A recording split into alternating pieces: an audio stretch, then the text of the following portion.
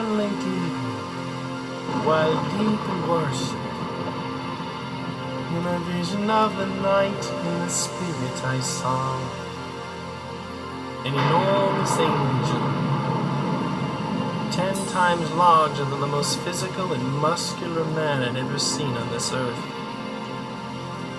He had golden curly hair with eyes like liquid blue lightning.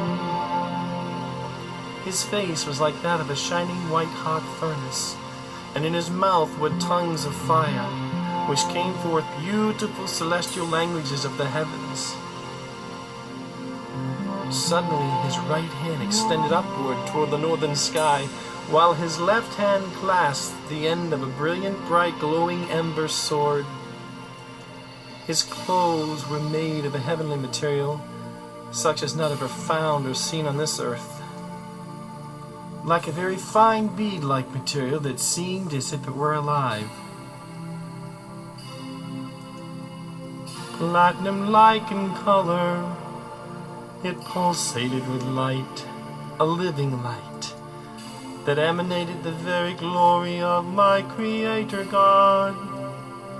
Oh, and sundry and never-changing musical melodies, in endless scales and descants of indescribable beauty, were like a spontaneous spring gushing forth from his very garments.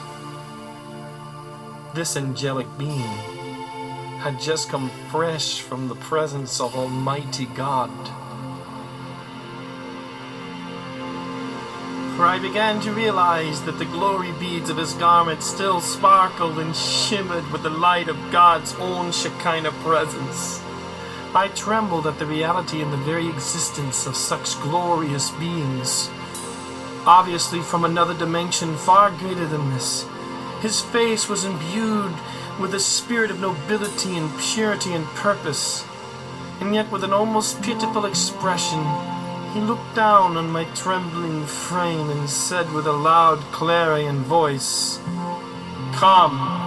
He took me by the hand, and in one moment we were moving upward at great speed, where I could see on the horizon to the north a great throne of light. All around the throne was a brilliant fog and mist, surrounded by incalculably tall towering clouds with a multitude of lightnings and loud thunders encompassing it. And I could see angelic beings singing beautiful songs, and some were doing cartwheels in the sky. Again on the horizon one could easily see in the far distance a glorious throne, upon which sat the most excellent and glorious God and King, and above his throne was an emerald rainbow, the arc of which is immeasurable in height, too awesome to describe. And to the northeast I could clearly see 7 large jeweled mountains with pillars of holy fire extending up from them. The angel said, "This is the future dwelling place prepared for God's own elect." I then pleaded with the angel, "Please take me closer to God's throne," because I could feel the life and the love and the light that came from his very being, even though it was in such a far distance. The closer we drew, the more alive I felt, the more joy. I never felt so alive in my entire existence. God is the source of all life and love and holiness, perfection. To be close to him is an unutterable ecstasy. And as we drew closer, I trembled with fear, for I began to see the 4 beasts. These cherubim-like creatures, great powerful living creatures who protect the throne of God, who incessantly praise the Lord of the universe. And I could see the multitude of their eyes, within and without, who see and discern all things. One is not capable to perceive or calculate their height, their width, slain. their fearsome might or Receive power, power the and amplitude of their energy or strength. and glory and honor, as a great throng of angelic symphonies play continuously free-flowing music.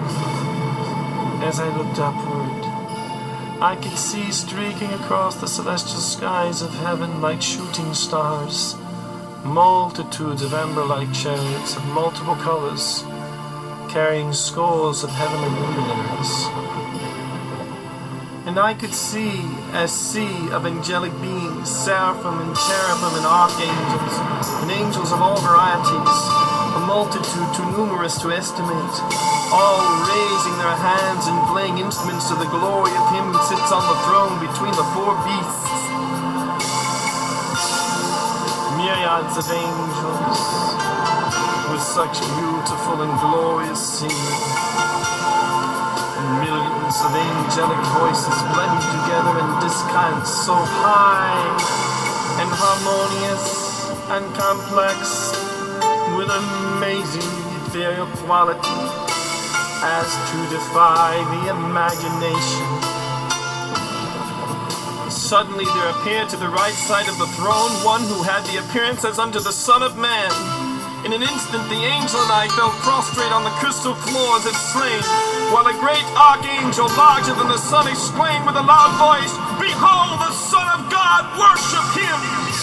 The brilliance of the Shekinah streams forth from his presence for millions and millions of earth miles, and with a voice of many waters, he said, "Let him who as he is hear what Jesus Christ has to say to his church.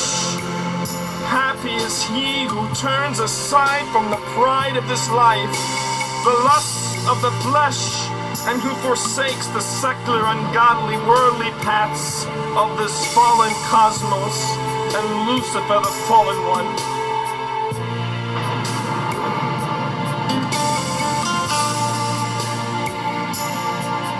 Then suddenly I heard peals of the loudest thunders, and huge lightnings as the heavenly whirlwinds pushed us higher and higher toward the Most Holy One's very own throne.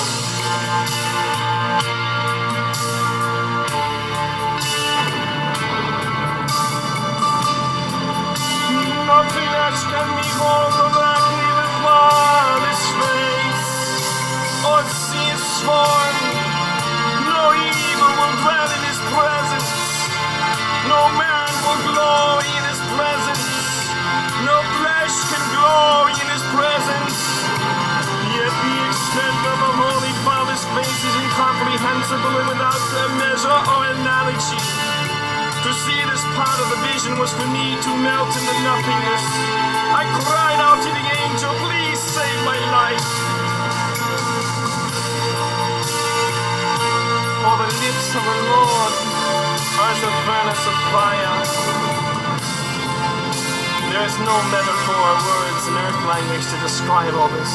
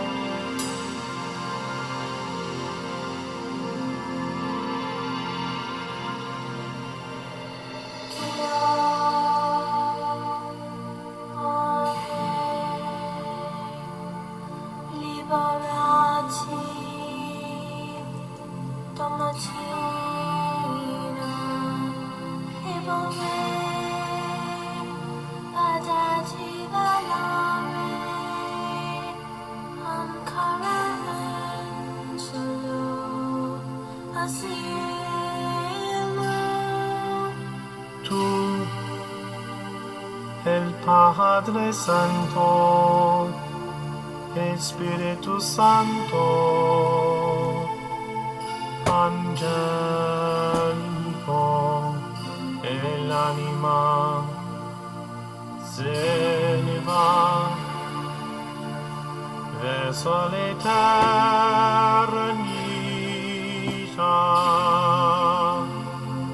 Gloria.